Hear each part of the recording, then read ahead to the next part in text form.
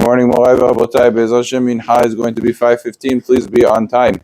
We were discussing yesterday the Halacha, and I want to explain a little bit the rationale behind it. We made a distinction whether a Jew who's cooking on Shabbat, non-Jew who's cooking on Shabbat for a Jew who's sick, whether that food is allowed to be eaten by anybody, including the non-Jew, on Motzei Shabbat. So he said if it was cooked in the house of a Goy, so then the Jews are not allowed to have it after Shabbat, even the sick person. However, if it was cooked in the house of a Jew, then after Shabbat it is permitted to be eaten because of the fact that it was cooked on Shabbat in a permissible fashion. The Chachamim didn't prohibit. Okay, that was yesterday. The question is, and this was posed by one of the listeners, is what's the difference? How come when it comes to the prohibition of Bishure Goyim, we find at least in some circumstance, not in general, but there's such a circumstance that in the house of a Goy, something is cooked, it's prohibited, and a non-Jew who cooks in the house of a Jew, all of a sudden it becomes mutar. What's the difference where it's cooked? So it's important to understand where Bishure Goyim comes from. What's the reason behind this prohibition? It's not like every other prohibition. It's not like a person who has, let's call it, not kasher food on the Torah level, where he had a fish that didn't have scales, or he had a meat from a non-kasher animals or fat or whatever else. Things that are not kasher, it doesn't matter where it was slaughtered, where it was done, it's always not kasher.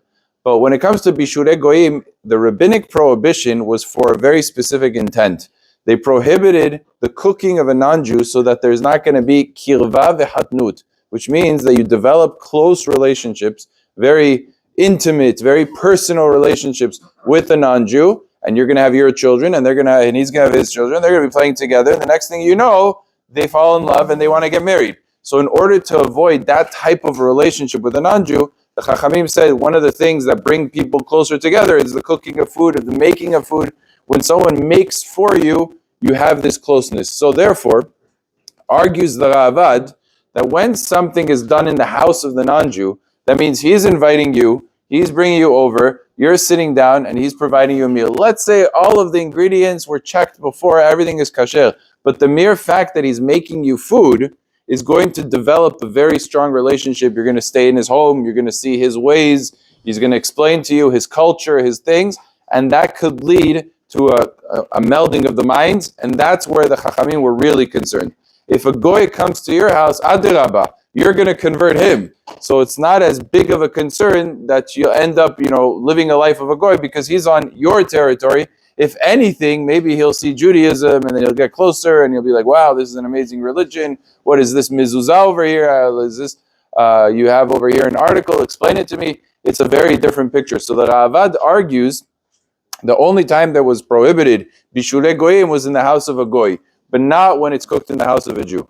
The Ben Utam completely disagrees with the Rava. He says, listen, prohibitions don't have such a distinction. So there's a major disagreement in the Rishonim whether we could distinguish between the house of a Goy versus the house of a Jew.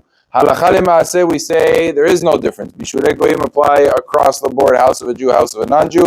We hold like Rabbeinu Tam. However, the Ravad's opinion is not completely rejected, and therefore in a case like ours, where it was very unique, and we have the Svarat HaRa'ah, when you cook on Shabbat, non-Jew cooks on Shabbat for a Jew who's sick, where the Chachamim permitted the person who's sick to eat from it. So there's an argument to be said that that case is a very unusual case, and that's not a case that's prohibited. So in conjunction with the argument of the Ravad, we have a basis to be lenient. Baruch Adonai le'olam.